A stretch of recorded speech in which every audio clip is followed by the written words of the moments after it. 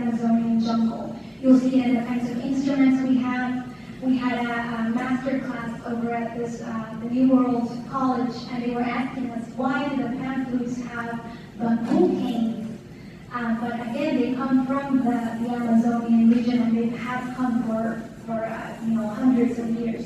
When you look at the cultures of the coast, in Nazca, in Moche, you'll find that they have, as well as in Caral, that we have two basic elements that repeat, that we've seen all the way to the time of colonization, which were, the musical instruments. You'll see different styles of woodwinds, like the quena that Mary Luz plays, and the pan flutes, the sicus that she had.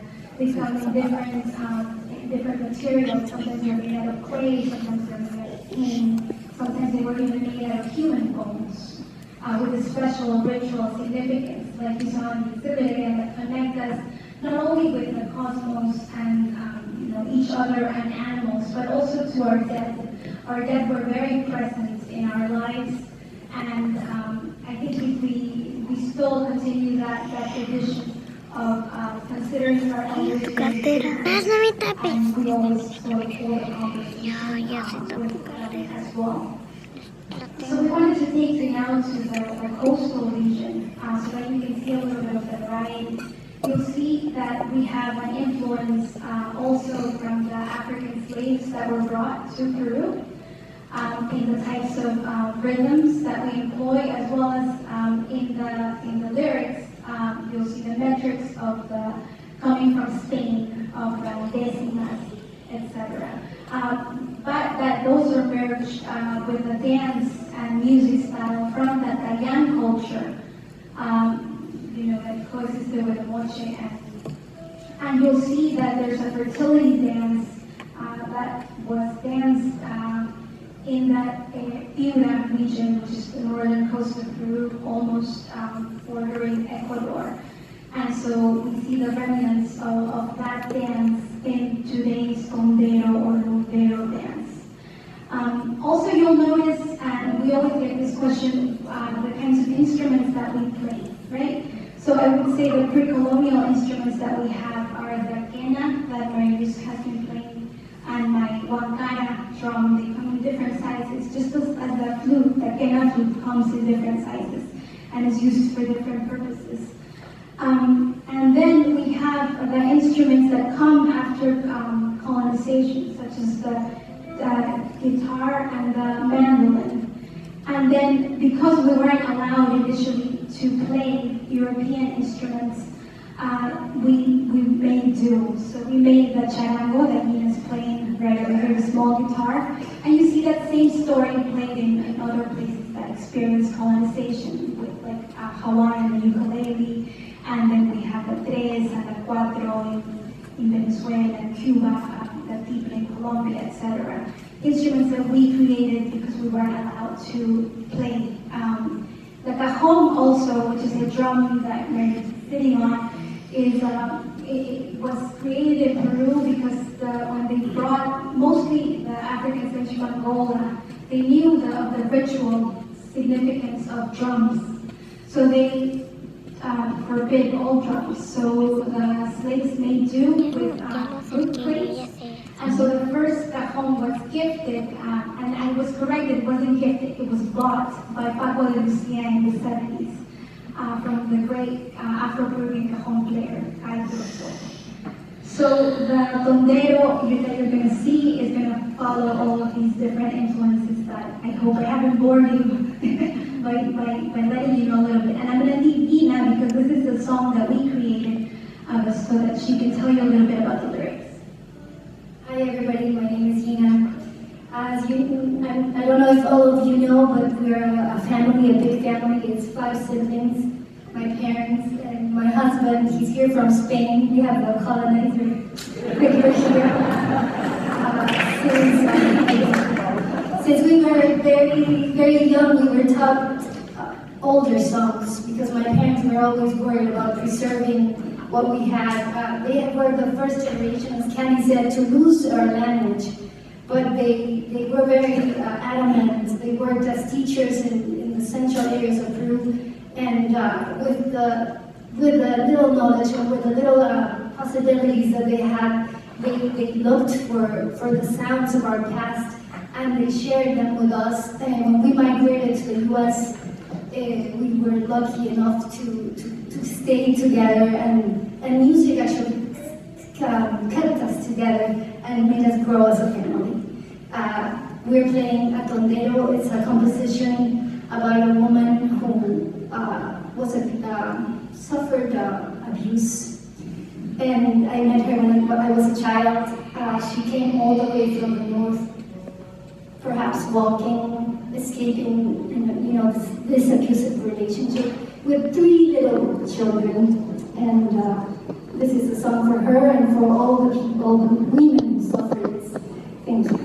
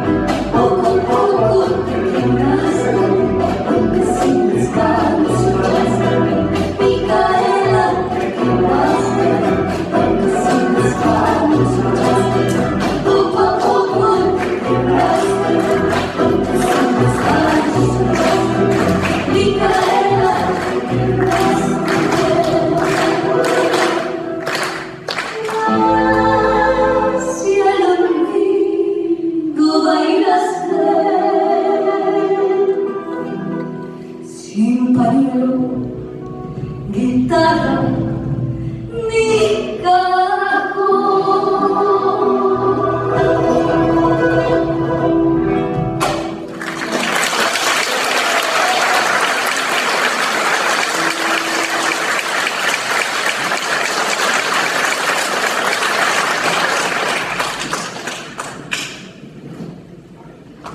Thank you so much. Thank you so much. Thank you for the invitation to the museum, to FAU, for alumni, Jose and I from here. So we really appreciate coming back. If you have any questions, we can take them now. We're happy to do so. So I don't know if you have any questions. Don't be shy. O tienen preguntas también. Yes. Can you just tell us about where you normally play and how you Yes, so you can follow us on Facebook or Instagram. It's the second time due to the museum that we've left our quarantine. We are very, my parents are our elders, so we work hard to protect them, so we haven't been playing very often. But we usually play in museums and universities and in open spaces lately. We're going to play at the Broward Performing Arts Center on the 30th or the 31st of January. Yes. Any other questions that you have for now? Yes, on the back. Yes, you. Oh yes, thank you. So the videos are made by a couple of different cinematographers. One of them is our cousin of ours, Henry Bonilla. It was made for a festivity that we have, that we celebrate now, the 20 de enero. And it was the salute of the official salute from the municipality for all of those that couldn't make it. It has one of the most important characters of the dance, the Huatilila, who represents our Sausa, because we are not only Quechua but also Sausa, our Sausa ancestors in the Montaro Valley, who were also llama herders. And again, they have this deep connection with the environment, and it was made for 2021, and now the current one for 2022. The dancers are Enoch Loaiza Espejo, a great elder, as well as Pepsi Gomez, who's one of his students, who's also a painter. But they were made by Henry Bonilla, and the other one by a collective, the aerial shots, a collective known as Rajatana. Thank you. Yes. Where are you on your dad's dancers?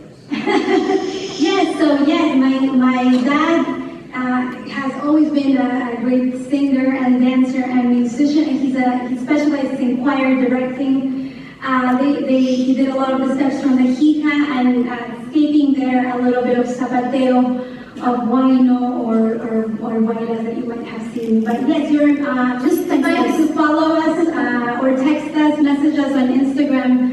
We're happy to share that with you. It's part of our mission to share. We have the foundation, we have a large group of children in our hometown of Jauja, in the Andes, that we teach music to.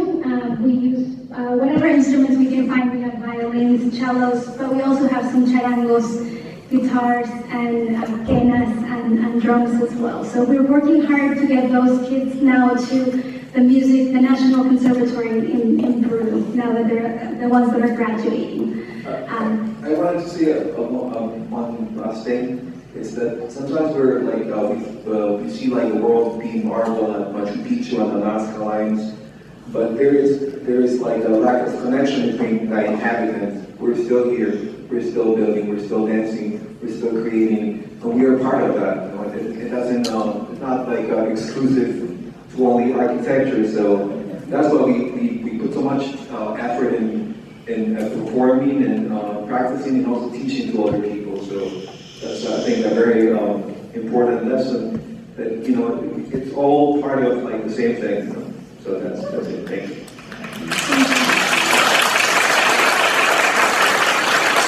Any other questions? I think you had a follow-up, or anybody else?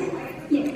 Just so young and that, you know, who's starting music, where do you suggest, like, you cross out the community, I'm wondering if you could talk about more community education here in South Florida, and what that looks like, and where other people can find it.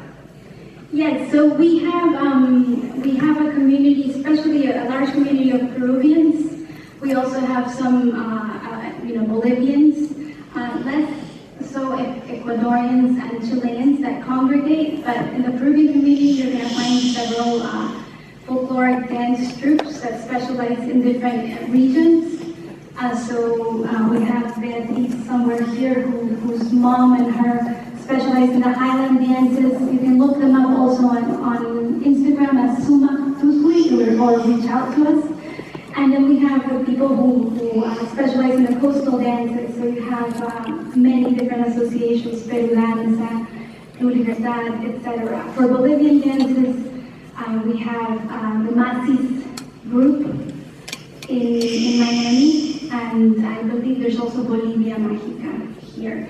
But mostly also when we have religious pilgrimages that people follow, such as El Señor de los Milagros in October, that congregates a large group of people for the Peruvian community at least, and then there's the Virgen de las Nieves, etc. for specific regions. We can get a little bit of a taste if you can't travel to Peru or Bolivia or Ecuador just yet. I have a question for all of them. Oh yes, she has a question for you. How many have you seen the exhibition? How many of you went? Okay, almost everybody.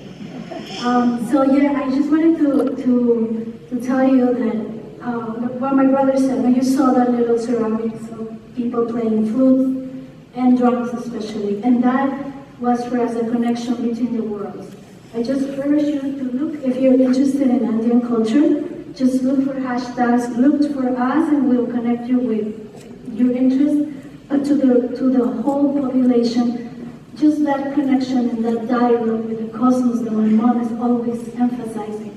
It can happen to all of us. So just look more at the sky, you see here, and please go down to earth with your barefoot and talk to your food, because that comes from the earth. So in that way, we're all children of the earth, and we are here in this native land that was first stepped on by the Podesta and the Polusa.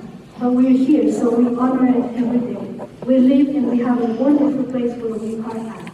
We have one of the most diverse places on the planet. And we have one of the purest water. So honor your water and honor the earth that you are stepping on. And your food, and look at the sky, and the moon, and the sun. We are the sunshine state. So that way, and that's to be happy. That's what Suma Causa meant. Living well. Thank you.